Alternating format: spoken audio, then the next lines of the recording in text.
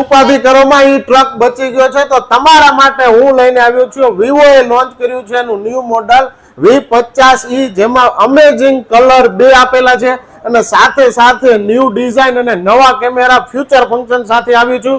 હવે વાત કરીએ આપણે V50e માં બે વેરિયન્ટ છે 8128 અને 8256 જેમાં પ્રોસેસર MediaTek Dimensity 7300 આપેલું છે 4 નેનોમીટર IP68 અને 69 આપેલું છે જે વોટર રજિસ્ટર છે.